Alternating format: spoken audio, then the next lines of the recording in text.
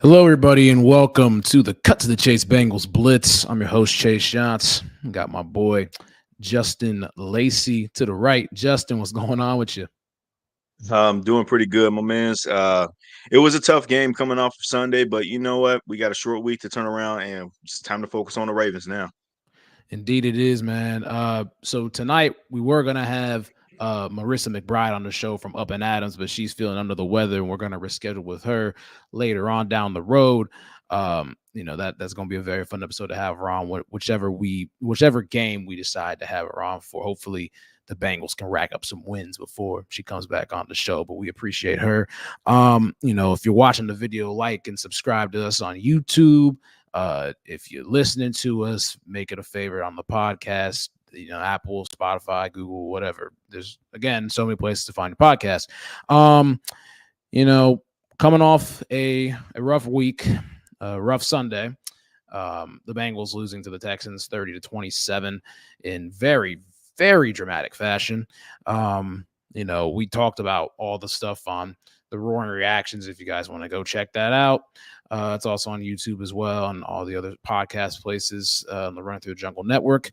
Looking at the AFC North standings, the Ravens lead the division at 7-3. They're 2-2 in the division. The Steelers second place at 6-3, 2-0 in the division. The Browns third place at 6-3, and they're 2-2 in the division. And we sit at last place at 5-4, 0-2 in the division. We knew those games were going to play a big part in that.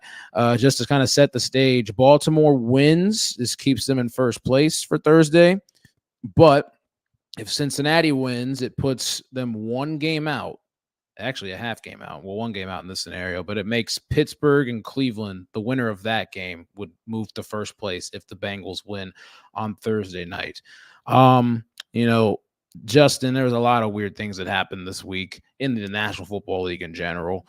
A For lot of sure. teams lost that you wouldn't think would lose, but again, that's the any given Sunday mentality in the National Football League that makes the NFL such a very unique league to watch. So you're looking at it. The Ravens are the 2 seed in the conference. The Steelers are the 5. The Browns are the 6. The Texans are the 7. The Bengals are the 8. Just what is your makeup of the rest of the division at the moment, because a lot of weird things have happened. Yeah, for sure. I'll start off with the division, and I'll kind of expand out to the AFC as a conference. The division is so wide open still. I get it. Baltimore has a 1.5 game lead on everybody, technically speaking. They haven't had a bye week yet, but let's just think best case scenario here for a second. If you're the Bengals, you do go on to win the Thursday night game. It sets you up back into the race to win the division, number one. But it sets you up pretty nicely down the stretch, though, to kind of take the league by storm. You got back-to-back games against Pittsburgh, not consecutively, as you already know, but you got a home game against Pittsburgh, who haven't been able to be productive on offense all season long. Even though they're 6-3 right now, it feels like fool's gold with them. But they are just so relentless on defense, and Mike Tomlin's just a wizard as a head coach. That's why they are where they are. They tend to go against teams that have a lesser sort of aura to them, and then they're just able to build on their morale and overcome what they overcome to be able to trap those teams into their Steeler brand football. So that's how they usually get to where they are, even though it's kind of frustrating. For Cleveland, you still don't know what to really make up of this team, but I will say one thing about this team, that they're a great defensive team and have a great rushing attack. Deshaun Watson, who knows what he's going to ultimately be nowadays down the stretch. I tend to not buy any stock within him, but I do buy stock in that rushing attack. They still sport one of the better O lines in the game, and their defense is legit. Myles Garrett, he's going to have a big time test up on Sunday against Pittsburgh, because he is one of the main guys to be considered for Defensive Player of the Year. But if I'm a Browns fan, I got to look at that with much more careful scrutiny, because each time Myles Garrett plays on the same field as TJ Watt, and I've made this observation several times, TJ Watt tends to always have the better day. And this time, he has to show on the same field that he's going to be the one to be the game wrecker and not TJ Watt. So that game is going to be very critical for the Bengals. And if you have any sort of rooting interest between the two teams, who cares who wins that game?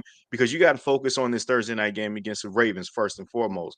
But it sets you up in prime position to just go ahead and make another 4 or 5 game winning streak run like you just did before losing against the Texans. So that's the best case scenario for it.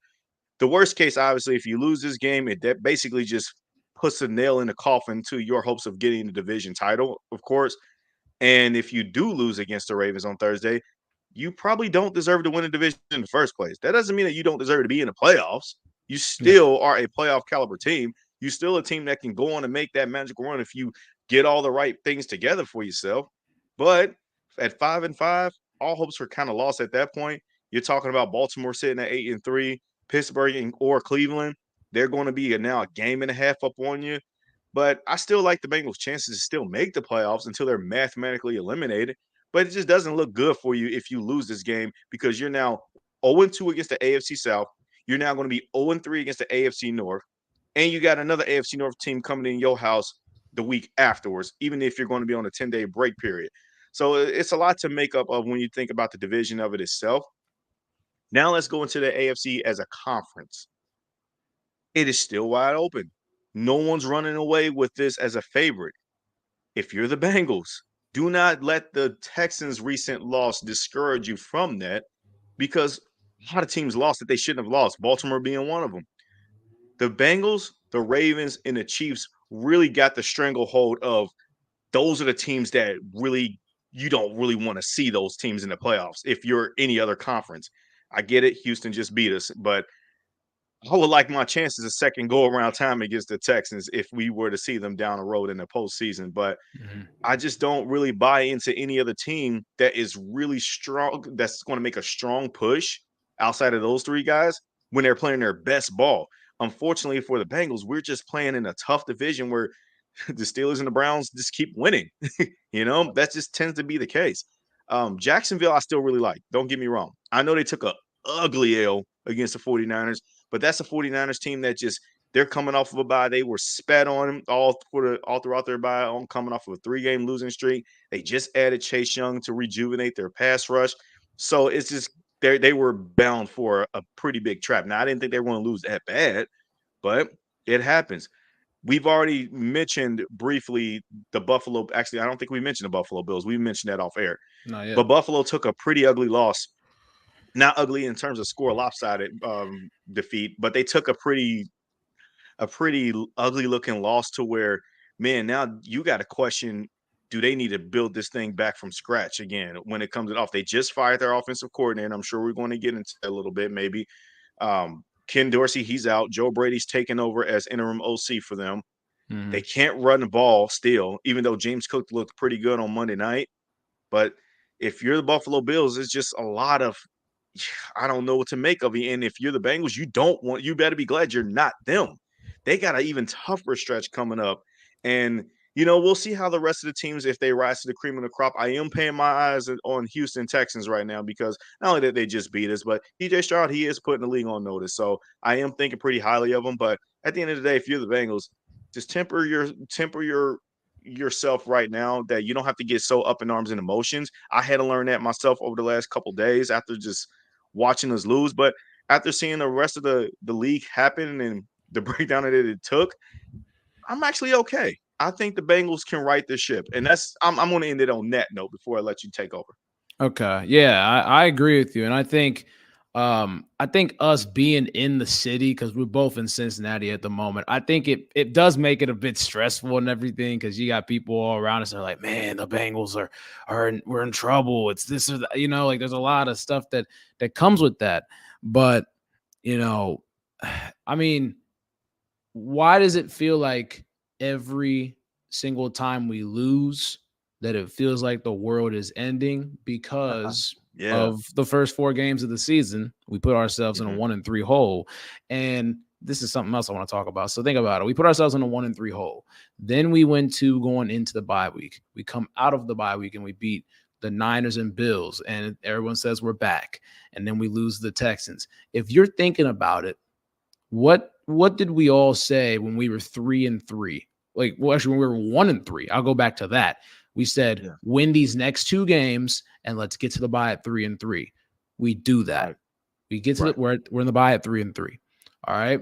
Now, before the Ravens game, because that's the game that everybody has circled, and we're going to talk about that in just a little bit, specifically. But what was the notion that the Bengals go 2-1? We either split with the Niners and Bills, and then we beat the Texans and go into Thursday Night Football against the Ravens. Mm-hmm. It didn't go that pattern, but we still went 2-1. We beat the Niners, we beat the Bills, and we lost to the Texans in a really, and I'll just say it, a really weird game. Yeah. It wasn't the order that us fans or anybody really expected, because once we beat those two teams, it's like we can beat anybody in the National Football League. And it's For sure. it's a wrench that's thrown into it when you lose a game like that. But you got to give props to the Texans for coming out with a great game plan, and they executed everything possible. We went out and we went 2-1 in the stretch, but we already knew, regardless of what we did, even if we went 3-0 out of the bye week, that this game against Baltimore was going to be absolutely massive. It was. We And you all know what? knew Let me just add a couple of things to that of what you just stated about it. this 2-1 stretch here. The fan base, it seemed like that the reason why they operate with this the world is going to end mentality after every single loss, even though if we look back on that game, it wasn't as bad as of an L that we've taken. Sure, we just didn't play up to our standards, and it was very frustrating to lose that game. I said that on the wrong reaction show. But this fan base was very spoiled over the last 2 seasons, more specifically last year, going on that 10-game winning streak, where we were talking about there could be a potential loss here or here during that time.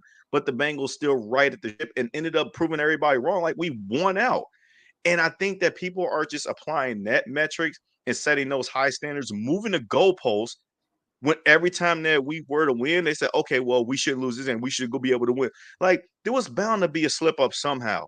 I basically define it as you try as best as you can. I had to think about this after the reaction show that we did. And now I had to finally define it as use the old Tom Brady mentality here when they lost to the Super Bowl against the Eagles in 2017, the Nick Foles Super Bowl. Yep. He basically said, you do your best. You work as hard as you possibly can, but even then, you still don't always win. Sometimes the other team just has a good day. And that's not saying that as a knock again on Houston, because I think they're a great team on the rise. I don't want to put them in a great category yet, but they're a pretty damn good team on the rise. But I think that the fan base has just been so spoiled off the last couple of years, and then the magical runs that Burrow has been doing, that we just expect them to be perfect all the time. And the reality is that there's going to be games like that to where Burrow throws a couple of picks, but he's still fighting and clawing his way back into the game and trying to do everything to win the game. It happens. So, yes, we thought that maybe the loss probably came against the 49ers, because that would have probably been, you know what? It's an NFC opponent. I just think that because it's another AFC loss and we've only won one game against in the conference, I think that they're just feeling that immense amount of pressure there. But I think that explains a little bit more of like why we feel like that the world is ending, and that every single loss that stacks on top of it just feels like that stick a fork in the rest of the season. But everybody also say last year, if we would have beaten the Steelers in week 1, then we would have had the number 1 seed. Here's the truth. The fact of the matter is, reality fans, no, we wouldn't have. Okay. You still got to play the rest of the season. You don't know what type of adjustments the teams make regarding your record and your position in your landscape. What type of adjustments would have had? What if we would have won that week 1 game, but lost the game that we played the second time we played Pittsburgh with Kenny Pickett starting his? Anything could have happened, man. So just play your schedule. Just play to the best of your ability, and then you'll see where the chips stack, where they fall. Exactly. Couldn't have said it better. And it's just, I mean, it is frustrating seeing, how the Bengals, them going on a run like that. But again, you're not going to win every single game. A 10-game win streak it doesn't happen every single day. It doesn't happen every single year. That stuff doesn't happen.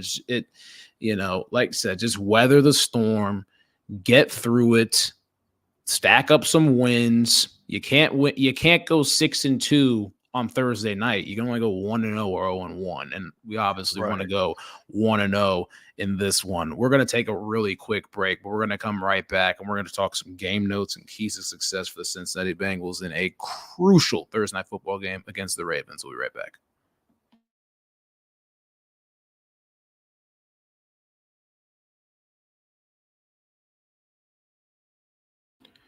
All right, and we are back to the Cut to the Chase Bengals Blitz.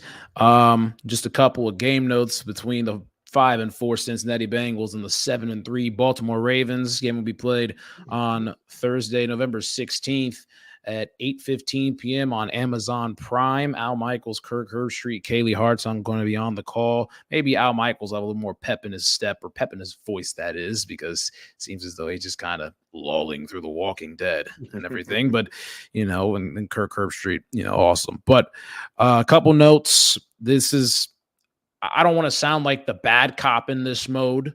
It seems, throughout the first 15 minutes of this episode, I've kind of been like the bad cop and Justin's been like the good cop reassuring. And that's definitely not what I'm trying to do. It's just, I have a lot of prime time demons I have to get out of my head, and they've been exercised for the most part, especially with the Sunday night football game that Burrow and the Bengals ended up winning against the Bills.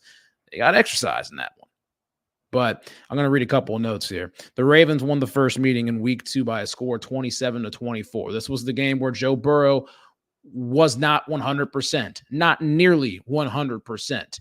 And the Bengals still only lost by 3.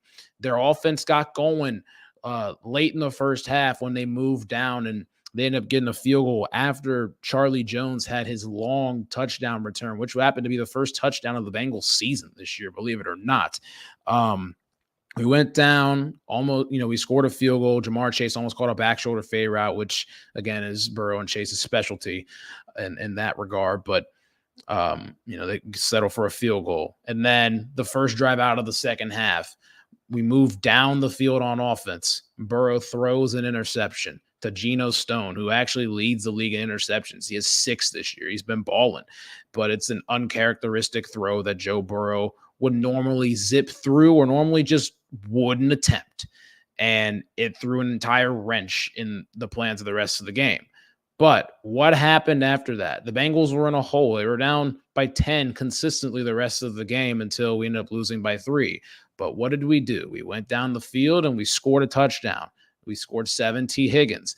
Then the next drive, we ended up getting stalled on, I think Burrow suffered his one and only sack that game against the Ravens team that pressures the quarterback and sacks the quarterback, I believe, the most in the National Football League. We allowed 1 sack to an injured Joe Burrow in that game. The offensive line has to step it the you-know-what up, because they have been getting absolutely bullied, and it's bad.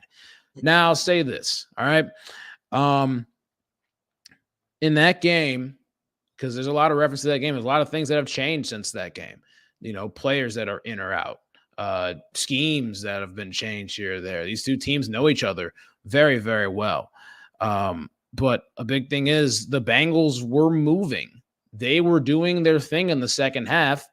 Like me and Justin were talking about, time of possessions with the Ravens win. And the last 2 times that Lamar Jackson has played against Joe Burrow, because I think it's getting a little smoky in here. I don't know where Lamar Jackson's at, because you said, Justin, maybe Lamar's ducking the smoke like he did the last couple of years. I don't know. But regardless, this is the first time that Joe Burrow and Lamar Jackson have played each other twice in one season. This is Joe Burrow's 4th year. This is Lamar Jackson's 6th in the National Football League.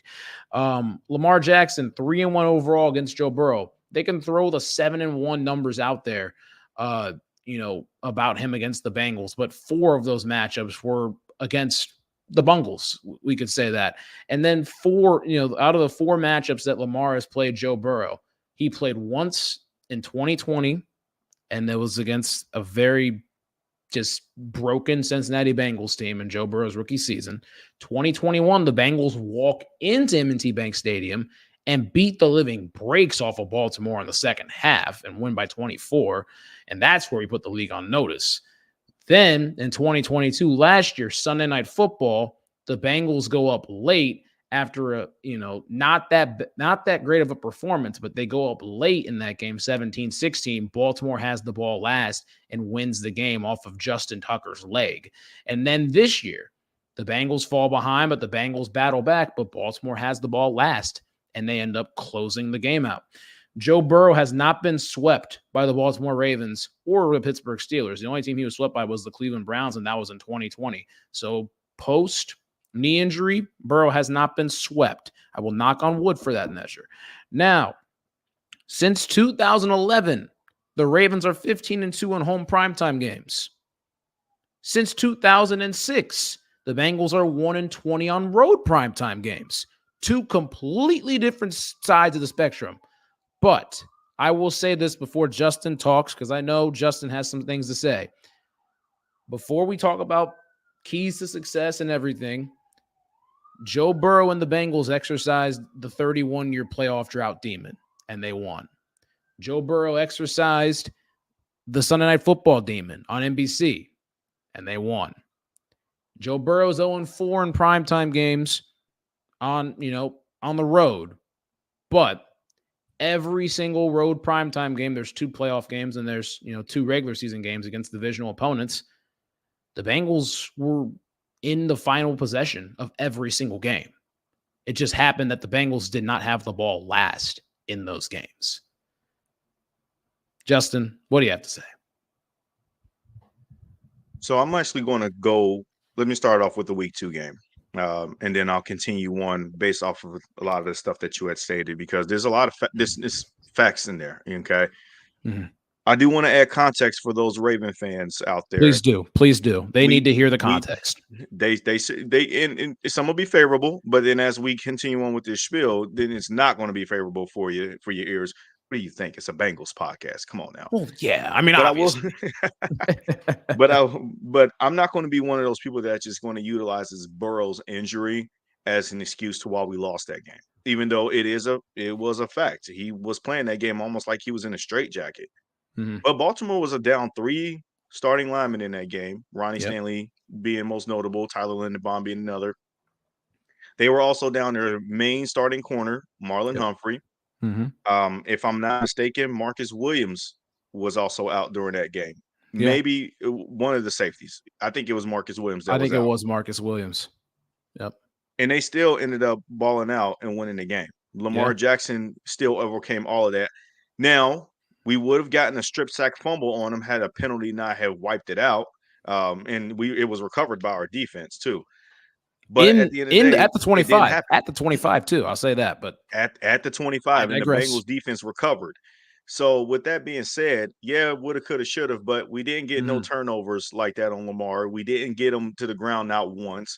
Yep. And that was also annoying, being that we were playing an offensive line that was missing 3 starters that day. They ran the ball well, and our defense played like that. They never saw Lamar Jackson before. So I still tip my cap to the Ravens for pulling off that victory, where that was supposed to be our get-right game after we lost week 1 at Cleveland. And can I add this real quick? To mention, the Ravens, they, out of the other teams in the division, they are probably, and I don't like any of the teams in our division. I don't. But I probably have the most respect out of them, and the Ravens are they're a very good football team. And when guys are out, they have guys that step up and make plays in the place of their starters and everything. So I will mention that. Just keep going. No, and that's very good to mention, because they're one of the best next man up teams that I've seen in this recent years with this team. I'll even give that to the Tennessee Titans as another team. Prior to, they were missing a number of guys when we played them, and they beat the brakes off of us too. So I give it to the respect that John Harbaugh has built. And the mention about the Ravens, I've always respected that organization, from top to bottom. It's just been more of the recency bias within the last couple of years, where I just felt like that their fan base is really kind of implant this jealousy that the Bengals are good again.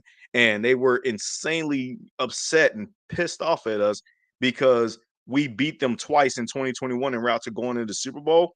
Whereas they've always had our number during the rebuilding years with late Andy Dalton and, when Lamar Jackson first came in, and then rookie Joe Burrow, as we mentioned. But prior to that, man, I've never had an issue with Baltimore being good. Never. Even when they were doing their pseudo rebuilding years and stuff like that under the late tenure of Joe Flacco, I've always had all kind of respect for them.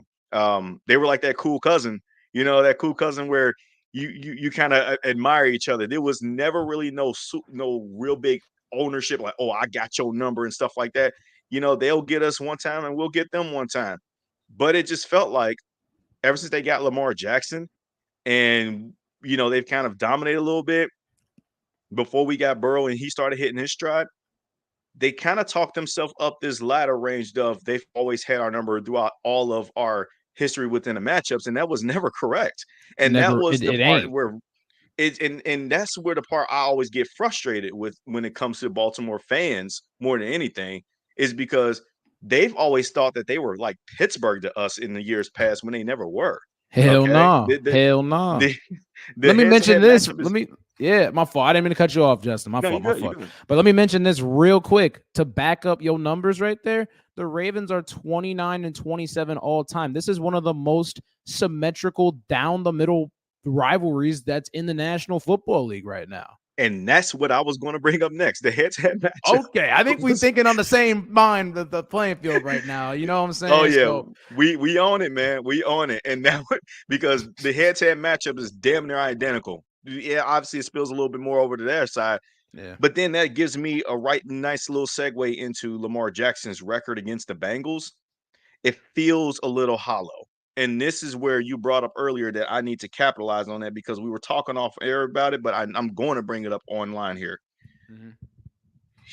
It feels like that he has been ducking the smoke of playing the Bengals twice a year. You know, last year I know they were going to say, "Well, he was hurt," but let's just be real here. Was it a business decision as to why he was out the rest of those games in the last 2 years? Because what was I hearing before? He was playing at an MVP caliber level. And then Joe Burrow was playing at an MVP caliber level too. Now he doesn't have an agent to talk about these things with about making those business decisions. Maybe he was making those decisions, with his close personal associate relationship, family members or whatnot, whatever the case it may be, about like, look, you got to maximize your value. And guess what? I'm so happy for Lamar that he got his bag in the end. He deserves it, man. I had him in my top 3 quarterback when we did our rankings last week. Mm-hmm. But however, I am not going to hold that part back because it felt like, dude, you could have played a few of those games, even if you are hurt. Especially with you're playing with how you're playing now, as like you're playing like an actual quarterback as opposed to a guy that's running all the time. You could have played a few of those games.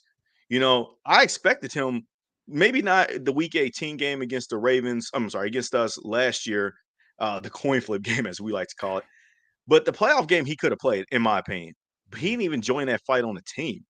The year before, the 525 game, I just felt like that he could have played that day. And I'm sorry, even though you haven't technically lost to the Bengals in Cincinnati, it felt like that if you would have shown up for any of those games, yeah, that record would have looked a little bit more of an even playing field at that point.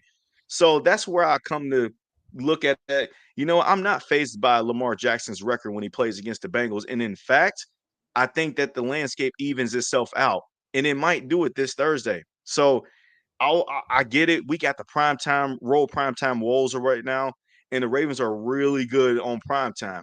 But I also feel like just like Lamar Jackson's record against the NFC feels like it's a little bit hollow to me.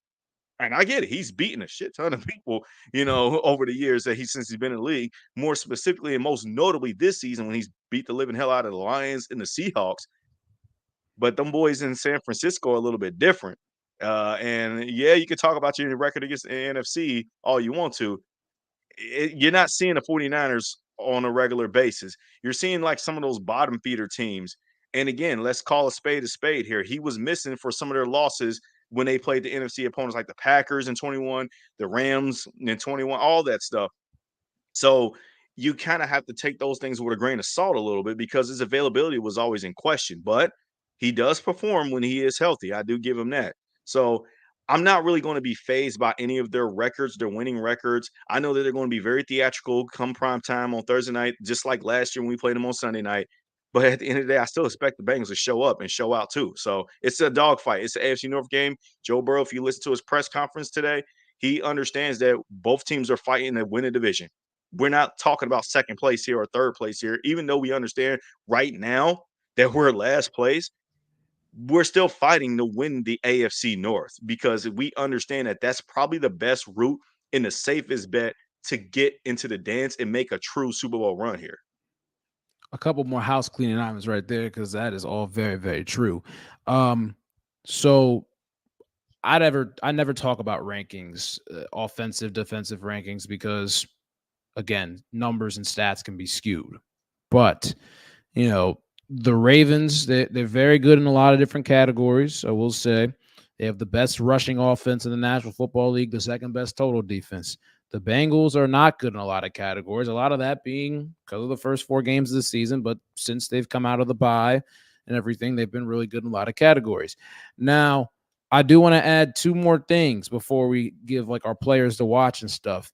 I just got word that Trey Hendrickson is in uniform for today's practice. They had a night practice at 6:30. He is in uniform and he is practicing tonight. That is needed. So That is absolutely needed. Trick or I don't trade, man. know. Let's go. I don't know what. I don't know if he's probably gonna be limited if he's practicing anything. He's gonna be limited. But he's out there in uniform. The Bengals are practicing tonight at this moment. So that is a very good sign. And then I also want to bring up a stat that I saw earlier that one of my friends sent a little bit earlier. Record when scoring 23 points or more since 2011. The Marvin Andy Dalton era, the Bengals are 58-6-1 when they score more than 23 points. In the Zach Taylor era, the Bengals are 31-9-1 when they score more than 23 points in a game. Under Joe Burrow, the Bengals are 28-7-1 when they score more than 23 points in a game. What does that mean? It means efficient offense, fast start, and keep your foot on the gas. But it says, record under the Joe Burrow era. That's the player to watch on Thursday Night Football is Joe Burrow. You could talk about, and obviously it's going to come down to more than just Joe Burrow. It's going to come down to the defense and getting some stops and trying to maybe not force 3 and outs, but win the time possession battle and all that good stuff. But it's Joe Burrow, man. This is what the best players live for and play for, are division night games on the road when your back is against the wall, against every single metric possible to go out and defy all of the odds with players out. Joe Burrow has to be unbelievable on Thursday Night Football. He has to be to win this football game, in my opinion. Justin, player to watch on offense and defense for the Bengals. I do agree with the Joe Burrow moniker regarding that conversation. Yes, he absolutely has to be the main guy, but obviously he can't be the only guy. And Indeed, where I'm indeed. going to, so before I give my guy on offense for the player to watch, I do want to highlight a couple of missed opportunities from week 2. Yep. Mainly, it's going to be pretty obvious. Everybody know about the pick with Geno Stone. You know, Geno Stone just made a great play with Burrow trying to, get away with looking off the safety and trying to go backside to T. Higgins for the middle of the field touchdown. And Geno Stone saw that and read that perfectly. You got to not make Geno Stone look like Ed Reed. Okay. I like Geno Stone is what he's been doing this season. He has a lot of, I think he leads the league at safety with interceptions this year. Yep. Probably well on his way to making a Pro Bowl now at this point, Mm-hmm. respect of what he's built this season. But at the end of the day, he's not Ed Reed. Okay. He's not Troy Polamalu. He's not Minka Fitzpatrick. Hell, he's not even Jesse Bates, who was just here in Cincy. Mm-hmm. Um, I like the guy, and I think that he's been doing pretty well for them so far. But you can't let him get the better of you this time around if you're Joe Burrow. The other missed opportunity that I wanted to bring up that a lot of people forget, was Jamar Chase had a touchdown pass that was in his hands that was ripped out by the DB, and it ended up getting called incomplete, and they had to settle for a field goal, if I'm not mistaken. Mm-hmm. So that was a big one because if you were to just grab that on stranglehold on that TD, we're talking about a different ball game here. So I think another player to watch for me personally, and it is a little bit of recency bias based off of what just happened this past Sunday in Houston. Tyler Boyd. Tyler Boyd has been primarily known as a Ravens killer. Not necessarily he's putting up these gaudy stats like an AJ Green or even Jamar Chase's first couple of matchups against the Ravens. Or T. Higgins. But Tyler Boyd makes the clutch plays, it seems like, every time. We think back to that late 2017 last game of the year with Dalton on that 4th and 12 to Boyd to knock them out of the playoffs, to put Buffalo in the playoffs and make that kumbaya brotherly hood with the Bills fans and our fans. I think that's now gone out the window since then. Probably. But Tyler Boyd was that guy that always seemed like he's consistently made plays, and he's gotten in there under the Ravens' skin. You got to be the one to show up this time around too if you're Tyler Boyd, and that's my player to watch. And I think he will. I know he wants to rebound after dropping that could have been game-winning touchdown pass this past Sunday. I know he wants to get back and show that he can go back and be that guy again. So, and I'm not giving him any sort of shade or blame for that, trying to chastise his character. I know a lot of fans are out there just ruining him, saying that, oh, we need to trade him. No, stop. That's ridiculous. Tyler Yeah. he's put the organization on his shoulders since the beginning when he got here. He has never seen a winning season up until the Super Bowl winning. I mean, I wish winning the Man, I Super Bowl wish. run season. We all, man. Yeah. And unfortunately, man, uncharacteristic drop happens. It just does. This is the NFL. Weird stuff happens across the league. We've seen Chase drop balls. We've seen Higgins drop balls. We've seen so many guys. We saw uncharacteristic fumbles. You name it, it's happened before. Okay. It just happened at the ugliest time of the day where everybody's eyeballs are watching and waiting for the big moment, and I'm not going to just criticize of what he's done. Everybody, for those that's ripping him for not wanting to talk to the media and stuff, man, do you not know the work that players put in on a weekly basis, on a daily basis, to be able to show up on Sunday and try to play their best ball? And if that happens, all you're going to remember is that, like, oh, he didn't work hard enough. No, man, these players got to take care of their mental health too, man. So he's definitely the player that I say keep your eye on for Sunday, along with the likes of Burrow and Chase and all that stuff. But that's my guy for me. And then you said defense, right? Yeah, defensive player as well. Defense is going to be tough, man. And I'm glad you broke the news about Trey Hendrickson practicing today. But the thing is, with the defense, you got to be able to stop the run. And it's going to be difficult, being that the Ravens are one of the best rushing teams in the game. And if I'm not mistaken, I think they're the best rushing team in the game. They are. But that means that they're not impossible to stop. Okay. Sam Hubbard's presence was missing on Sunday, and it was clearly evident. Oh, yeah. However, you can't utilize that excuse. You just can't use that excuse. I'm sorry. Nope. Texans were missing guys too, and D'Amico Ryan's got them boys to show up. But so you got to do the same thing too. I know the obvious answer probably could be DJ Reader, since he is our big-time nose tackle plug up the middle. He can stop the run. But I'm actually going to go a different route, man. My player to watch, Myles Murphy, it's time for you to show up. I liked you as a first-round pick. I thought that you were a hidden gem when we select you at pick 28. I still believe in that.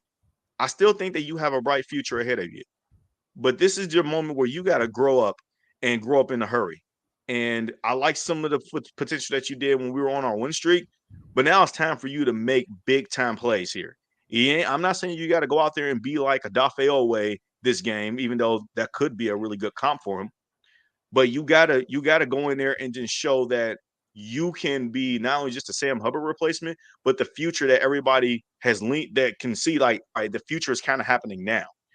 That's the player that I need to watch to see that if he can actually bring it. And if he doesn't bring it, then you know what? You ain't ready to hit the limelight yet, bro. I mean, even as a first-round pick, I don't care where you're drafted at this point if you're me. I mean, if me personally. So that's my guy that I say watch your eye out for him. Let's see if he can grow up now. I'm not going to move too far from the guys I'm watching. It's Logan Wilson and Jermaine Pratt. That's a good pick, actually, too. they didn't have the best Sunday possible. I will say. I know Logan Wilson was in on a strip sack. I know Jermaine Pratt had about 7 or 8 tackles. They didn't have the best day possible, but they're going to be involved in stopping the run and covering Mark Andrews and spying for Lamar Jackson. They're going to have their hands full this Sunday. But if those two play at a high level and they're able to stop the run, even Mike Hilton in general, if they're bringing him off the edge or bringing him on blitzes and everything, that's the middle. That's the meat and potatoes of your defense. Obviously, win the line of scrimmage. Don't get beat deep. But the middle, man, they gotta they gotta win their matchup, man, or their matchups, because Hmm. I gotta see Logan Wilson ball out. Jermaine Pratt has got to ball out as well. Those guys have got to be active around the football and they've got to be making plays. And Mike Hilton, man, I mean, someone's going to be a spy on Lamar Jackson. And Lamar Jackson's a very dynamic player. We gotta trap Lamar Jackson, almost like you're playing basketball and you got a guy trapped in the corner and he's got a triple threat, try to pass it out of something. We gotta box him in and let him dance and then dance till you fall and then go to the ground. Like we have Yeah. we got to do our best with stopping the run and making Lamar Jackson make some sporadic plays. If he makes some heroic, ridiculous play, it happens. He's a great player. But as long as I know we stop the run, there's or limit the run in that matter, then the Bengals are going to have a chance to win this football game. Well, speaking on that defensive side of the football, man, you got to not only just get them to the ground, but do not let it be one of those situations on a recurring basis, because this is what gets really frustrating when you play guys like Lamar. It's third and long. You done everything you needed to do to cover off your Mm-hmm. receivers downfield, but the rushing lane is wide open. He just runs for the first down anyway. That is very annoying. It's like, oh, dude, come on, man. Yes, I need somebody, along with you just said, whether it's QB spy, and it's tough because that means you're taking away a defender that can play coverage to just watch Lamar and wherever he goes. But the Yep. thing is, Lamar is really fast and he can outrun the spy too. Yeah. My personal feeling about when you play Lamar, I, I hate giving them this kind of credit because they're another division foe, but Yeah. I really love how Pittsburgh game plans for Lamar. Take a. Pittsburgh operates with the mentality that Mike Tomlin has implemented and instilled in them for the last few years. Mm-hmm. You respect him, but you don't fear him. And Exactly. it feels like each time that this, you saw it the last time they just played each other. It seems like that, similar to what Cleveland's dealing with Miles Garrett always having a lesser day between him and TJ Watt. It's the same thing every time I watch the Steelers play the Ravens. It feels like every time the Ravens and Steelers play on the same field, regardless of Big Ben era, I'm not talking about that, Yeah. but it feels like that Lamar Jackson does not have that great of a day just naturally every time he plays this team. It feels like that Pittsburgh just trust and believe and has this mental toughness, this aura to where they don't care that Lamar's right across the field. Shoot, I got TJ Watt, I got Alex Highsmith, I Mm-hmm. got Cam Hayward. And I don't even think they even had Cam Hayward for that game when they played Nope. Lamar the first time. Nope. And that just makes me think. And Joey Porter Jr. stepping up, intercepting Lamar in a red zone while he was covering OBJ. It's just filling up that confidence. Like, dude, y'all can't see us, and we don't care what down and distant the situation is. I don't care. You got Lamar that he's the scrambling foe, dude. We believe in our guys, and Yep. we going to start. We going to naturally stop you. That's the thing that you gotta carry if you're the Bengals defense. You got to stop making Lamar seem like he's bigger than what he is. And he's Mm-hmm. a fantastic player. Again, he's in my top three. Yep. But you got top two sitting on your side of the field that they got a game plan for. And it seems like every time we go against the Ravens defense ain't scared of Joe, but you got to make them fear you. It's going to be one hell of a battle, man. But I just needed to add that nugget there regarding the Bengals defense, man, because they got to stop making these guys have great career like days just because they're this person. We've Yep. seen it too many times with Nick Chubb. I've seen it over the years a lot with Antonio Mm-hmm. Brown, Le'Veon Bell. Dude, I'm done with all of that, man. I don't care 100%. whoever they got on the field, man. You got to play against my guys. And that's where I agree with you wholeheartedly with Logan Wilson and Jermaine Pratt. You got to be the two to neutralize this guy naturally. Confidence is key. Confidence is key. It's simple as that. And one more thing before we get into some keys to success for the Cincinnati Bengals. So I think we're going to agree on all of these keys. Um, when the Bengals blitz Lamar Jackson, when, if, how often, we got to be successful at it. I'll say this, like, dropping back and playing zone, Lamar is an NFL quarterback. He'll throw against the zone. Make him try to make some ridiculous throws against man-to-man with your young corners like CTB and Wandrago Turner, and let them do their thing and play aggressive and not play scared. Because the last thing I want is for the Bengals to come out there and play scared and act like the Ravens are this big bad bully with all the numbers that are coming out of there. And the Cincinnati Bengals have to go in there and get themselves a victory and say, you know what? I don't give a shit about what the numbers say. I don't give a shit who you are across the field, because like Justin said, we got 9, we got people, and we here for battle, and we're going to try to do everything we can to win a damn football game on Thursday night. And it's time. It's time to do it. It's time to lock in and play playoff football the rest of the way, because I'm sick and tired of seeing the primetime shit that's gone on and everything. We have to win this football game if you want to go somewhere in the National Football League, and it starts on Thursday night. It does. I'm not going to add anything else to that. I agree 100%. Stephen A. Smith, I digress. But keys to success for the Bengals, I think we can agree on these. I would love to run the football for 150 yards, but establish a solid ground attack. Keep it respectable, because the Bengals are the worst run offense in the National Football League. 1, you fall behind, and 2, we are a better pass football team than we are run football team. That's facts. But we had 66 yards rushing week 2, and we had 66 yards rushing on Sunday. We have to be a formidable rushing attack on Thursday night. We have to find ways to run the football at an efficient rate. No, I would absolutely agree with that. And I think in order to do that, you can't just always be in shotgun running plays out of shotgun. You got to get under center a good amount of the time too. You have to create that effective play action kind of style from under shotgun. It can be done. I've seen Joe Burrow do it. He's very successful and very effective with it based off of his style of quarterbacking.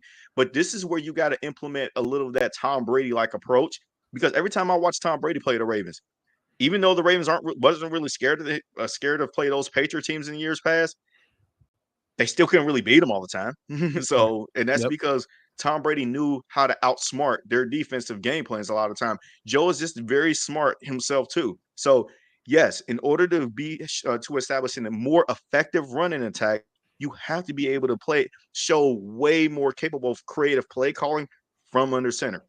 But continue. I agree. Open up the offense and let Burrow and the boys work.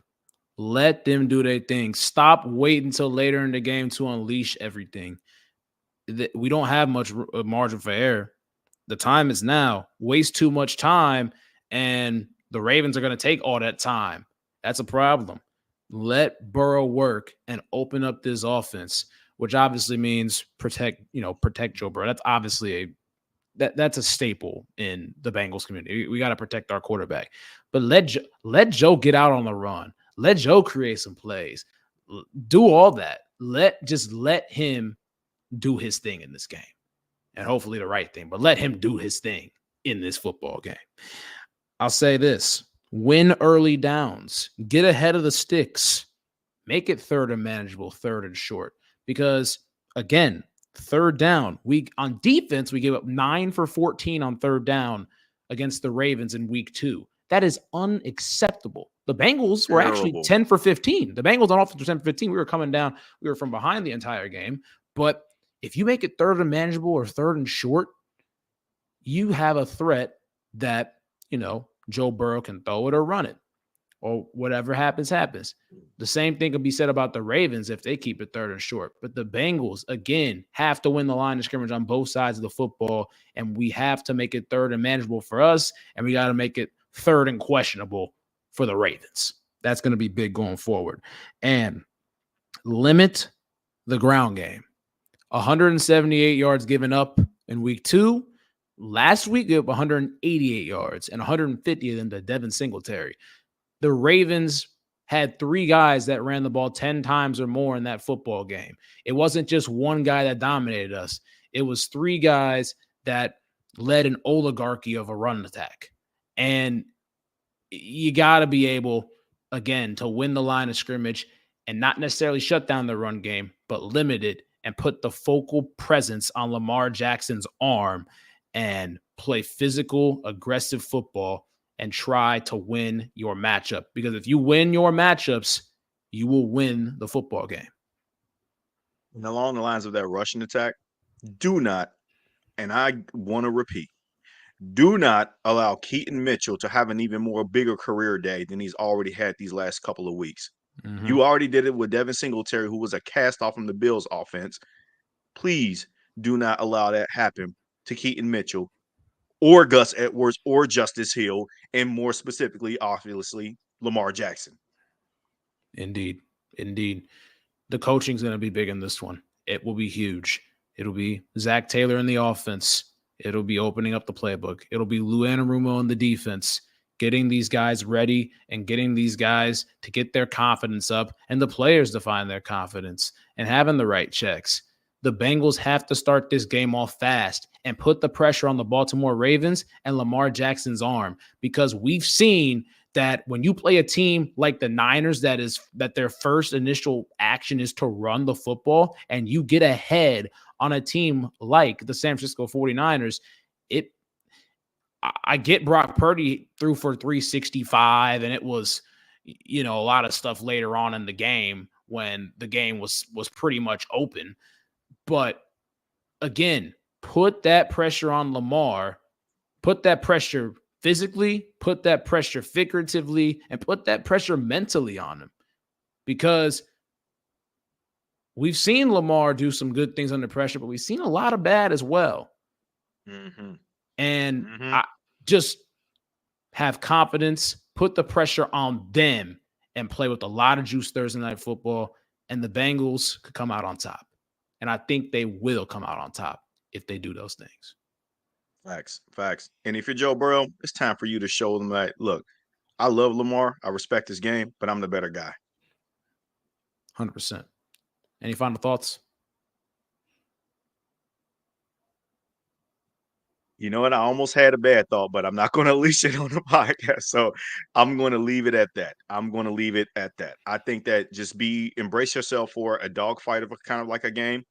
But the keys to victory is what we already illustrated here. So no, not adding any sort of demoralizing feels to it, even though I know it's right now it's in a lot of people's heads that, oh man, what if we don't win? Then that means that we just don't belong in the big dance in the end, So at the end of the day, the division is up for grabs. Go out there and take it. That's all I got to say. Just go out there and take it and show the league, show this damn AFC North that we're still the big dog. We're back-to-back AFC North champions. We're on the cusp of going for a 3-peat. Something that no other team in the AFC North has never done. Put the pressure on them and win the damn game. We're less than 48 hours till the Bengals take the field against the Baltimore Ravens. Hopefully, less than 48 hours or so until the Bengals get a victory against the Baltimore Ravens. We'll see you guys next time.